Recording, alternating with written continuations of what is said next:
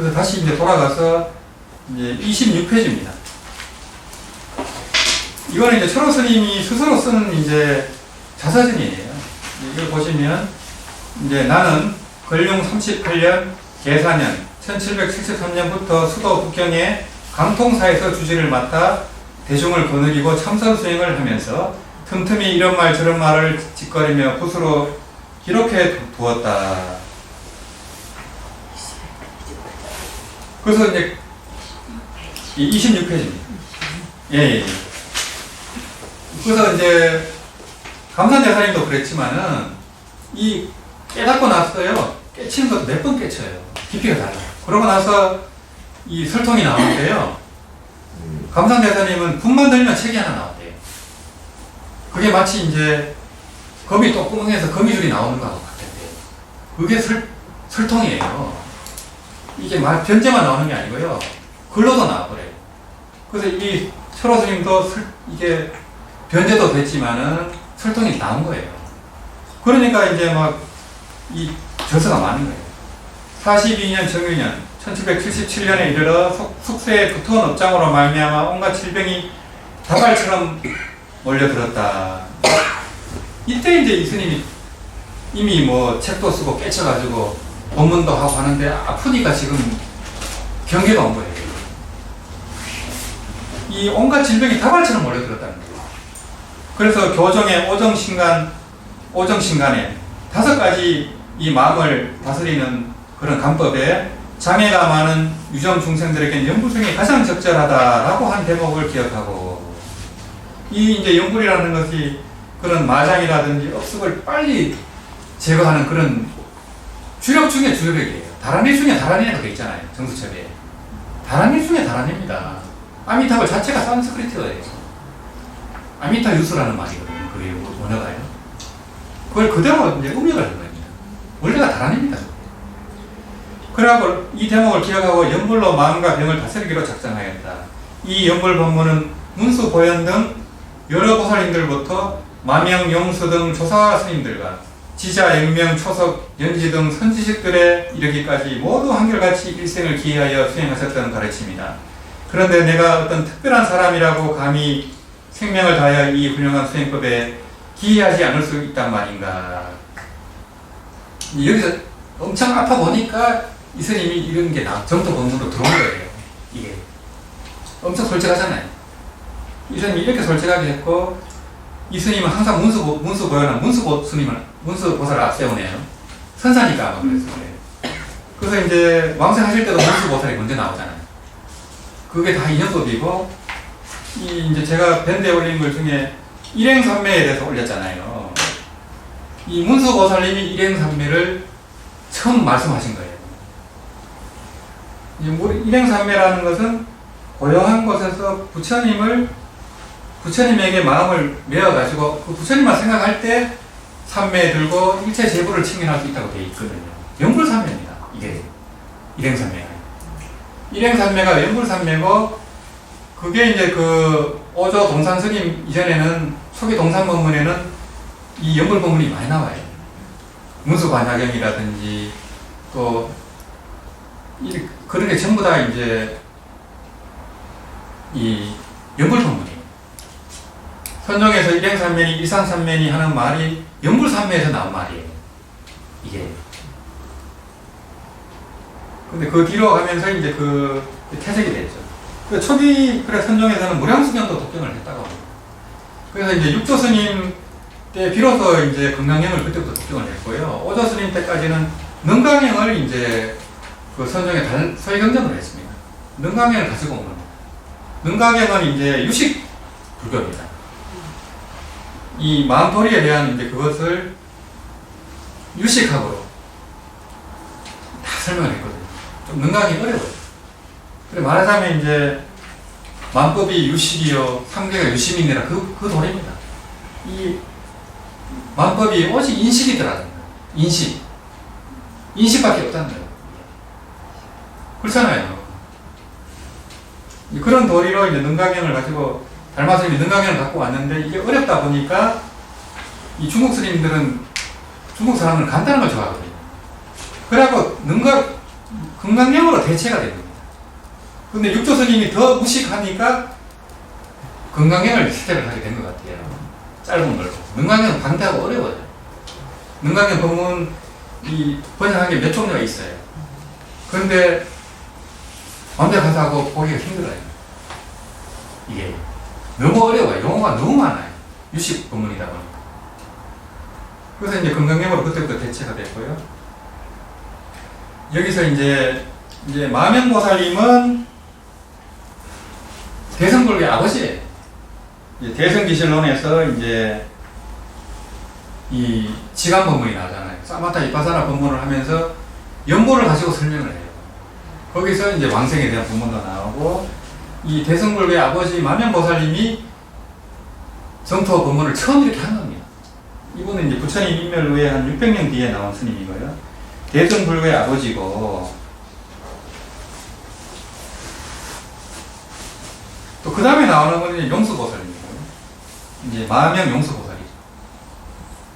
그래서 한국에는 원효보살이 있고요.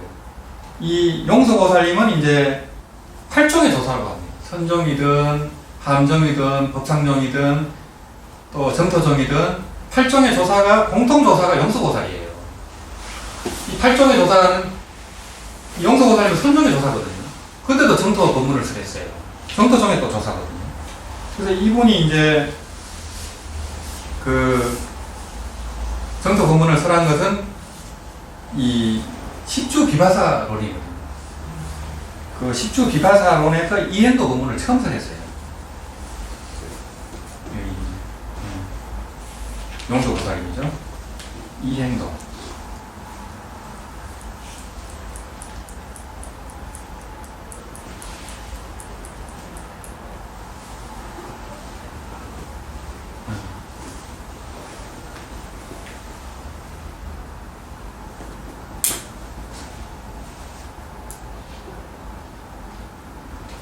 요거 이제 역자인데 이자로 있습니다. 이 시울 이자입니다. 바꿀 역자인데 요게 시울 이자예요.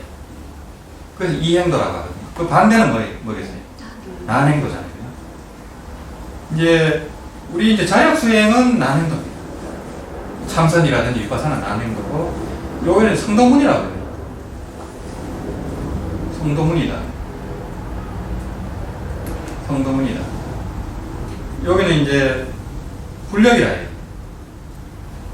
보통 이제 타락이라 하는데 저는 타락이라는 말은 안 씁니다. 기독교도 타락이기 때문에, 그러면 뭐 기독교가 다른 게 뭐냐 이래버리면 안 되니까 불력이라고 했고, 이건 정토입니다. 정토문입니다. 그래서 이제 제가 이제 불력이라는 말을 자꾸 쓰는 이유가 제가 쓴 말은 아니에요. 불력수행이라고 책도 제가 이제 제목을 일부러 그렇게 했지만은, 이 불력이라고 해야 타력 이꼴 자력이 돼요. 여기서 타라는 것은 아미타불을 타력이라고 합니다. 타라는 거예요. 근데 아미타불이 어떻게 타가 됩니까?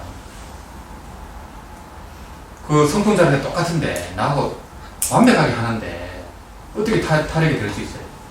그래서 불력이라고 하는 겁니다. 이 불심이 바로 내 자심인데, 어떻게 나눌 수가 있어요?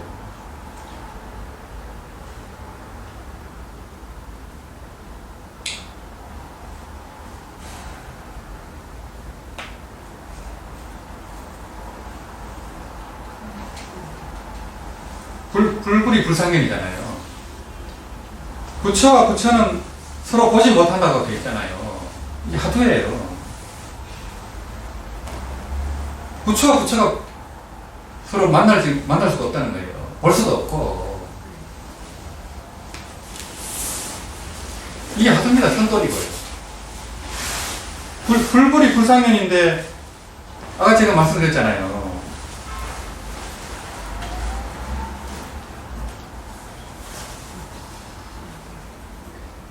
이 법신은 법계신을 말하는 거예요. 우주가 한 몸이에요. 우주가 하나밖에 없는데 무슨 법신이 두 개가 있어요. 법신 하나밖에 없는데. 법신불이 법신불을 어떻게 만납니까? 자기가 자기를 만나준 도리밖에 없는데. 이 선정에서 말하는 부처가 뭡니까? 마음이 뭡니까? 조사설행이가 뭡니까? 불법의 적적대의가 뭡니까? 달막의 서쪽에서 온 뜻이 뭡니까? 법신이 뭡니까? 이 뜻이에요. 법신물이 뭡니까? 이 뜻이에요. 똑같은 질문입니다. 요 말귀를 못 알아들으면 헤매버려요. 불법의 적적대의? 딴 얘기인가? 이렇게 하잖아요. 마음이 뭡니까? 일단 부처가 뭡니까? 일단 조사설의가 뭡니까? 그럼 또 말에 걸려버리네. 조사는 달마인가? 또 이렇게 되고 서쪽에서 왜 왔지? 오고 간 바가 없어요. 한 발자국도 움직이는 적이 없어요. 법신을 얘기하는 거예요. 항상 선정에서는. 그러면 대부분이 해결됩니다. 아니, 법신이 어떻게 서로 볼 수 있나요? 지 눈이 지 눈을 볼 수가 있나요? 보는 놈이 자기인데. 그래서 이제 불력이라 했고 자타불이잖아요. 그래서 이제 이 용서보살님은 또 중론으로 유명하잖아요. 이 중론이라는 것은 공사장입니다. 아까도 얘기했지만 공가중 일심상관이 돼야 돼요. 공가중 어디에도 머물면 안 돼요. 그러면 이제 어느 것도 다 그게 될 수 있죠. 공가중 하나에 치우쳐버리면 중도 제 의제가 현현이 안 되는 거예요. 어디에도 집착하면 안 돼요. 그게 이제 말하자면 이제 건강경이 말하는 이제 무주잖아요. 무주. 어디에도 머물지 않는다니까요. 공에도 머물지 않고 이 현상에도 머물지 않고 중도에도 머물지 않아요. 그래야 중도 제2의제죠. 무슨 중도.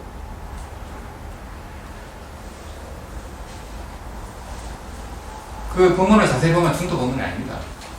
중간치기라는 뜻이 아니에요.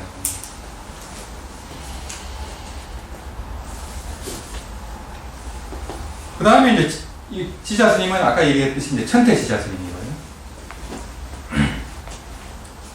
천태종의 이제 완성자죠. 천태종은 해문대사, 해사대사, 천태치자대사 이렇게 내려가거든요. 이제 수나라 때 스님이고 소석가라 합니다. 이 지자스님은. 이제 석가모니 부처님 후신이라고 할 정도로 이렇게 됐고, 이제 이분은 이제 입적하신 뒤에 7년 뒤에 다시 몸으로 오셨대요. 이 천태지자 스님이요.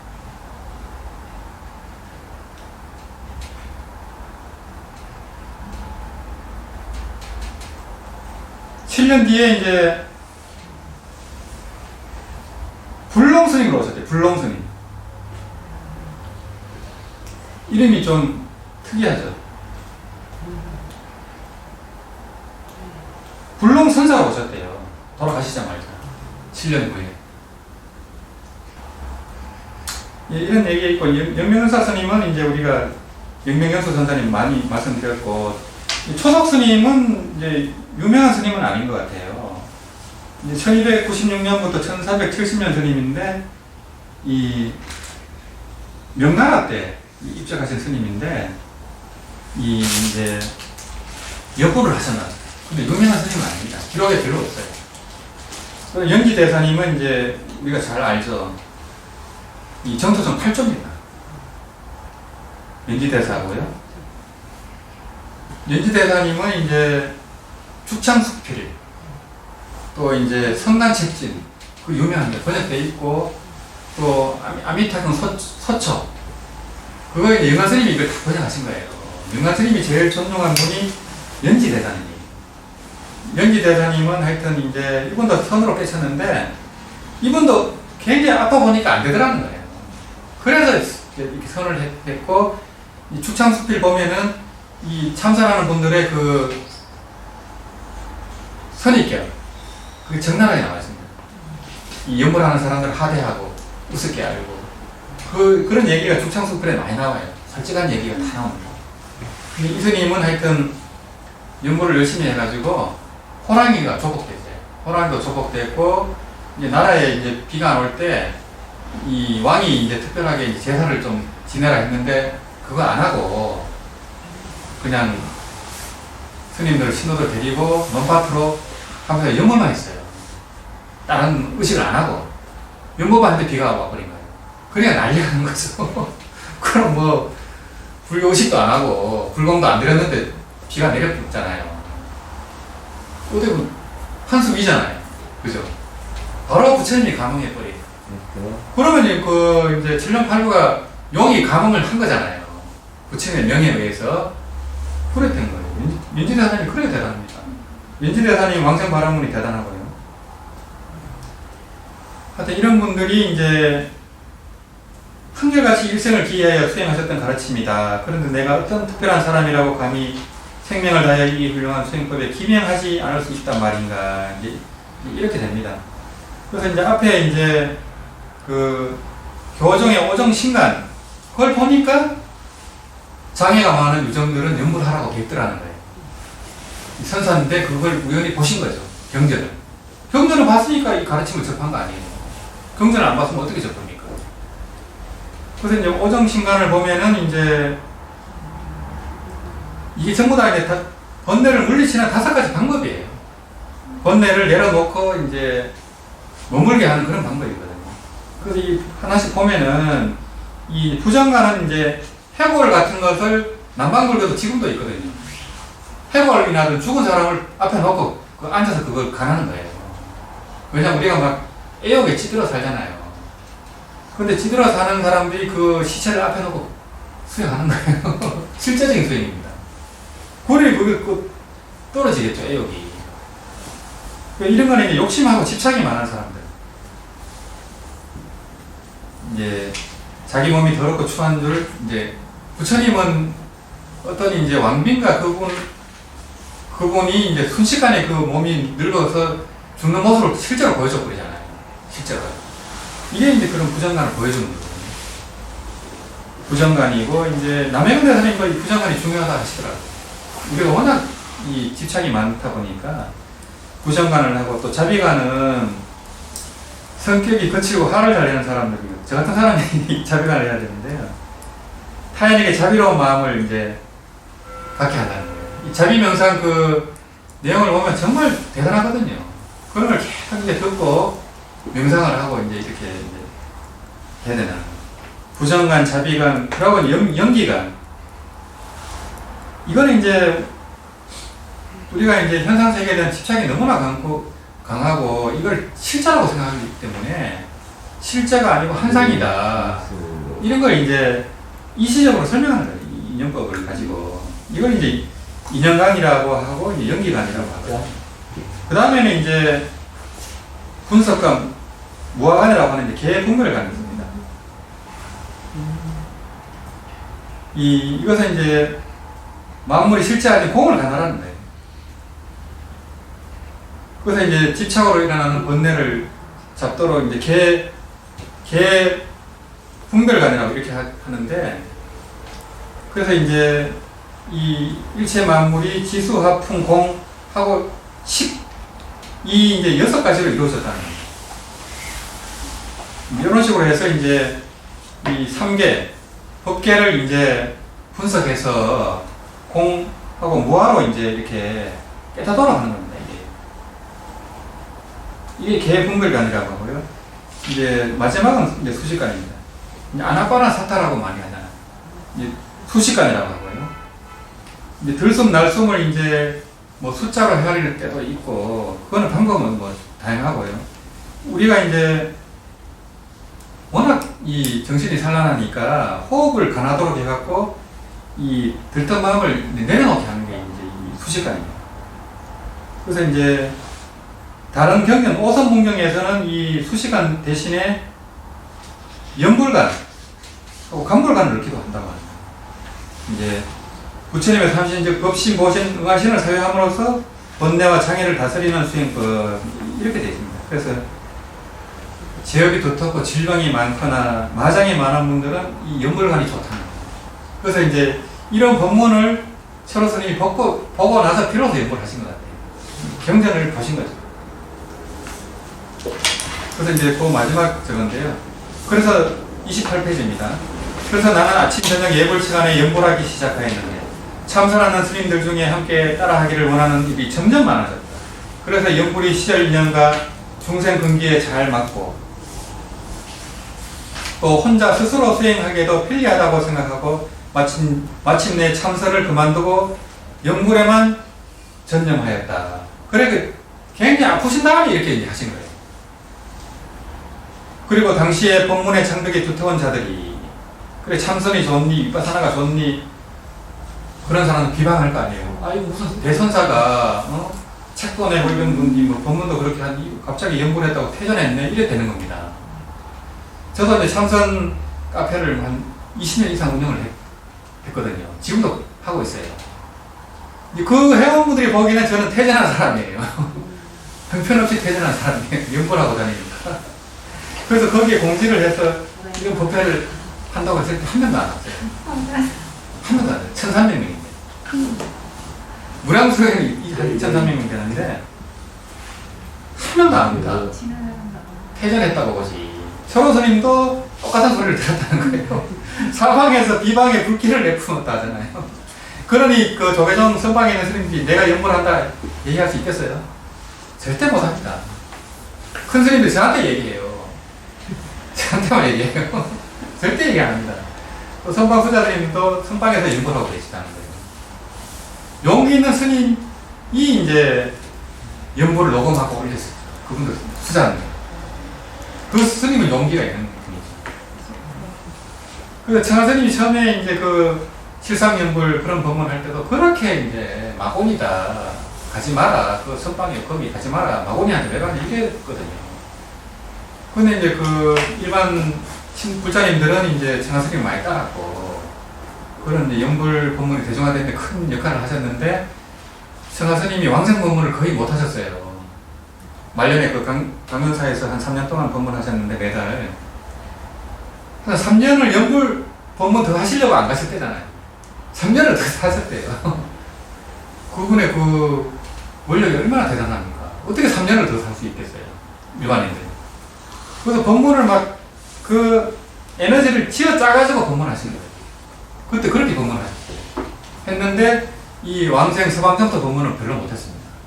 거의 실상용이었어요. 그러다 보니까 이 왕생 법문이 아직까지도 안 먹히는 거예요. 그때만 해도 벌써 외도 소리를 듣기 때문에 왕생 법문까지는 못했어요. 그 시절 인연이 또 그래 됐고요. 그래도 나는 부처님 말씀을 깊이 믿기 때문에 그런 말들은 거들떠보지도 않았다. 그리고 참선을 하면서 10여 년 동안 적어놓았던 원고들을 하루아침에 모두 불태워버렸다.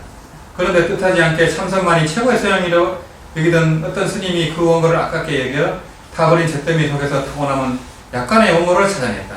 그러나 그 분량은 전체의 100분의 1도 못 되었다. 그 뒤로 음력의 바람이 휩쓸려 각생사와 자복사의 두 사찰에서 주시를 역임하였다. 그런데 헛된 명상에 소문이 잘못 나서 가끔씩 나한테 찾아와 법문을 청하거나 무슨 서문이나 발문을 써달라고 요청하는 이들이 적지 않았다. 나는 간청을 거절할 수 없어 마지못해 응하곤 했는데 날이 가고 해가 지남에 따라 점차 원고가 쌓여 한 권의 책이 만들어질 만큼 많아졌다. 예, 오늘 여기까지 하겠습니다.